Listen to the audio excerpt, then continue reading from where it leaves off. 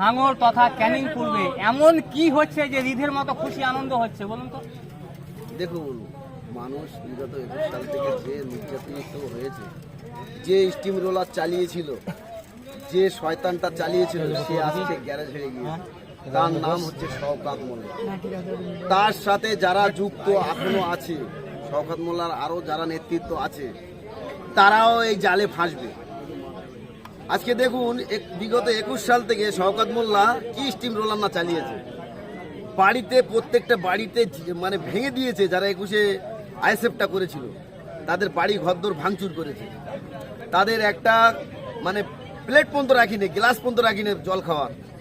এই শয়তান, এই হারমাত, তার আজকে জামানা জব্দ হয়েছে। আমরা বলেছিলাম 26-এ, নওশাদ সিদ্দিকী বলেছিল শওকত মোল্লার রাজনীতি ক্যারিয়ার শেষ করে দেব, সেটা করে দিয়েছে। আর মমতা ব্যানার্জি সরকার আজকে নেই। আজকে যারা মমতা ব্যানার্জির দলটা করতো, তারা আজকে মানে ইঁদুরের গর্ত খুঁজে পাচ্ছে না নখানো। আগামীতে তারাও পাবে না, এটা আমরা আশা করি। 2020-তে দেখেছি আমরা বড় ভাইজান আব্বাস সিদ্দিককে টার্গেট করেছিল মারার এই শওকত মোল্লা। এ কি রাজনীতিক ফায়দা করার জন্য না কিসের জন্য এটা করেছিল? আজ তো সে আজ বর্তমানে গ্রেফতার। কি বলবেন এই নিয়ে? দেখুন, শওকত মোল্লা অ্যাকচুয়ালি ও তো মোল্লা বলাটা ওটা ভুল, কারণ ও কোথায় কি আছে ওটা ব্লাড টেস্ট করলে পাওয়া যাবে, ওটা ল্যাবে যেতে হবে, তারপর বোঝা যাবে। কিন্তু আব্বাস সিদ্দিকের মতন এমন একটা লোককে ও টার্গেট করে যে ফাঁসলো, আজকের ওর পার্টির জামাটাও গায়ে থেকে খুলে নেওয়া হলো। এটা হচ্ছে মেন গল্প। আব্বাস সিদ্দিকের পিছনে যে লাগবে তার জামানা জব্দ হয়ে যাবে, যেই হোক। যে জায়গায় মানে কাজ দিয়ে মারা হয়েছিল কিংবা মারার অপমানিত করা হয়েছিল, সেই জায়গায় কিছুদিন পরই আসে আব্বাস সিদ্দিক। একদম ঠিক তাই। এই নিয়ে কি বার্তা দেবেন, বিশেষ করে ক্যানিংপুরের মানুষকে কিংবা ভাঙড়ের মানুষকে? আমরা খুবই খুশি, ক্যানিং, ভাঙড় তথা বাংলার মানুষ আমরা সবাই খুব খুশি।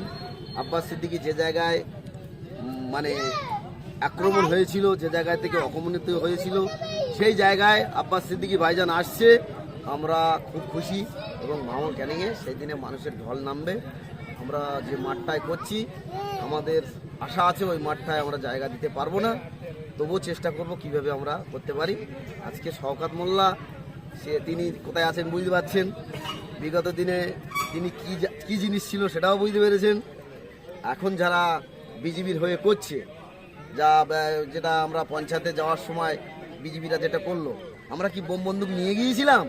আমরা তো যাচ্ছি মেম্বারদের নিয়ে পঞ্চায়েতটা গঠন করতে, কিন্তু ওরা ছাদের উপর থেকে আমাদের মানে জুয়ার যাচ্ছে, সেই তার মধ্যে বোম চাষ করেছে। মানে এটা কি? তারা নিজেরা নিজেদের মন্দিরটা ভেঙে শেষ বেশ কি করবে? কিছু একটা তো করতে হবে, দাঁড়ানোর জায়গা করতে হবে। নিজেরা নিজেদের মন্দির ভেঙেছে, শুনেছি, এটা আমি এখনো দেখিনি চোখে, শুনেছি যে এরকম নাকি ভেঙে মিডিয়া করেছে। বিগত দিনে মানে কয়েকদিন আগে দেখলাম অভিষেক ব্যানার্জিকে পচা ডিম ছুঁড়ে মারা হয়েছে। আবার আজকে দেখছি শওকত মোল্লা, যে শওকত মোল্লা বেতাজ বাদশা ছিল ক্যানিং পূর্বে, তাকেও আজকে দেখছি ডিম ছুঁড়ে মারা হচ্ছে। কি বলবেন? দেখুন, অভিষেক ব্যানার্জি তো একটা টেলার ছিল, এখন মমতা ব্যানার্জি ডিম খাবে, সেটাও অপেক্ষা করুন, দেখতে পাবেন। এটা হচ্ছে বাংলা, এটা হচ্ছে বাংলা। বাংলার মানুষ যখন জাগে তখন সবাই গর্তের মধ্যে ঢুকে যায়। এটা বাংলার মানুষ জেগে গেছে। আগামীতে ওর থেকে বড় কিছু দেখতে পারবে। মমতা ব্যানার্জি রোটে নামতে পারবে না, যে পরিকল্পনা বাংলার মানুষ করছে। কয়েকদিন আগে ভাঙড়ে দেখলাম মানে আইএসএফের বিরুদ্ধে কিছুটা অবজেকশন আসছে, তারা তোলাবাজি করছে, এইটা ওটা করছে। আমার ক্যানিং পূর্বে যদি ওরকম হয়, তো আপনারা কি এর প্রতিবাদ করবেন? তাদেরকে সহযোগিতা করবেন না তার উল্টো কিছু প্রতিবাদ করবেন? একদম। আমাদের কোনো নেতা যদি 2 টাকা দুর্নীতি করে থাকে, তার বিরুদ্ধে বৃহত্তর আন্দোলন হবে, তাকে মানে বিরাট প্রতিবাদ হবে। এবং ছোট ভাইজান তাকে এটা কোনো মতে মেনে নেবে না। আমাদের এই দলটা স্বচ্ছ দল, চোরমুক্ত বাংলা করার জন্য আমরা নেমেছি। আমাদের ছোট ভাইজান যিনি দলের চেয়ারম্যান, তিনি পরিষ্কার বার্তা দিয়ে দিয়েছে, এই দলের চোরচাপটার কোনো জায়গা নেই। চুরি করতে হলে অন্য দলে গিয়ে চুরি করো, আইএসএফ মূল্য দলটাকে বদনাম করা যাবে না বা চুরি করে থাকা যাবে না, থাকার মতন কোনো জায়গাই থাকবে না তাকে। আপনারা দেখতে পেয়েছেন ভাঙড়ে 2 নেতা সাসপেন্ড হয়েছে, এরকম সাসপেন্ড হয়ে গেল। কিন্তু ভাঙড়ে সেই ভাঙড়েই আবারও এক জায়গায় দেখা গেল যে সংসার মিলানোর নাম করে টাকা আদায় করেছে আইসেফেরই কিছু লোক। আর যদি তো প্রমাণ থাকে নিশ্চয়ই স্টেপ নেবে।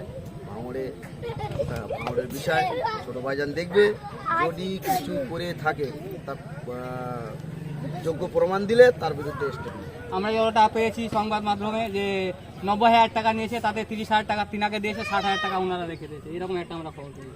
ঠিক বলতে পারছি না ওটা, তবে খবরে শুনছি যদি সেরকম কিছু হয়ে থাকে তার বিরুদ্ধে স্টেপ নেবে। দলের জায়গায় চলবে, কে কোন নেতা দেখবেন। সামনে পঞ্চায়েত ভোট, বিশেষ করে ক্যানিং পূর্বের দর্শকদের জন্য কি বলবেন? দেখুন, সামনে পঞ্চায়েত ভোট, দর্শক বিগত 21 সাল থেকে আজ পর্যন্ত ভালো করে নিজের ভোটটা নিজে দিতে পারিনি। আমরা সেই জায়গাটা তৈরি করে দেবো, নিজের ভোট নিজে দেবে। কেউ গুন্ডামো করলে একটাকেও রেয়াত করা হবে।